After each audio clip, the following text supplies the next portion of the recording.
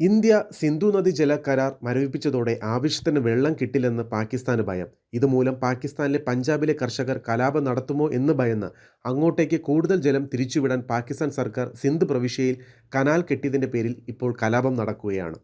സിന്ധിലെ ജനങ്ങൾ തങ്ങൾക്കാവശ്യമായ ജലം കൂടി പഞ്ചാബിലേക്ക് തിരിച്ചുവിടുകയാണെന്ന് ഭയന്ന് പാകിസ്ഥാൻ സർക്കാരിനെതിരെ അക്രമാസക്തരായി. കുറച്ചു കാലമായി സിന്ധ് പ്രവിശ്യയിലെ ജനങ്ങളും പാകിസ്ഥാൻ സർക്കാരും തമ്മിൽ രസത്തിലല്ല. ബലൂചിസ്ഥാനിലെ കലാപകാരികൾ ആവശ്യപ്പെടുന്നതുപോലെ പാകിസ്ഥാനിൽ നിന്നും വിട്ടുപോകാൻ ആഗ്രഹം പ്രകടിപ്പിച്ച് കലാപം കൂട്ടുന്നവരാണ് സിന്ധ് പ്രവിശ്യയിലെ ജനങ്ങളും.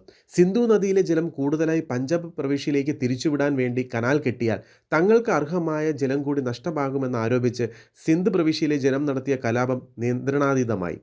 അക്രമാസക്തരായ കലാപകാരികൾ സിന്ധിലെ ആഭ്യന്തരമന്ത്രി സിയാവുൾ ഹസൻ ലാഞ്ചറിൻ്റെ വീടിന് തീ കൊളുത്തി. കത്തുന്ന വീടിൻ്റെ ഭാഗത്തു നിന്നും തീയും കറുത്ത പുകയും ഉയരുന്നതിൻ്റെ വീഡിയോ വൈറലായി സമൂഹ മാധ്യമങ്ങളിൽ പ്രചരിക്കുകയാണ്.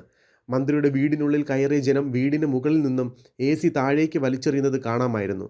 വീടിനുള്ളിലെ ഫർണിച്ചറുകൾക്കും അവർ തീ കൊളുത്തി.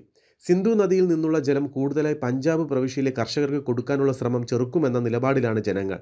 ഉടനെ കലാപകാരികളെ നേരിടാൻ എത്തിയ പാകിസ്ഥാൻ പോലീസ് കലാപകാരികളെ തുരത്താൻ ആദ്യം ആകാശത്തേക്ക് പിന്നീട് അക്രമകാരികൾക്ക് നേരെയും വെടിയുതിർത്തു. 2 പേർ പോലീസ് വെടിവയ്പിൽ കൊല്ലപ്പെട്ടു. നേരത്തെ ജനങ്ങൾ ദേശീയപാത ഉപരോധിച്ചിരുന്നു. കഴിഞ്ഞ കുറേ നാളുകളായി സിന്ധിലും ജനം പാകിസ്ഥാൻ സർക്കാരിനെതിരെ കലാപം നടത്തുകയാണ്. കൂടുതൽ വാർത്തകൾ നിങ്ങൾക്ക് ലഭിക്കാനായി ഈ ചാനൽ എത്രയും വേഗം സബ്സ്ക്രൈബ് ചെയ്യൂ.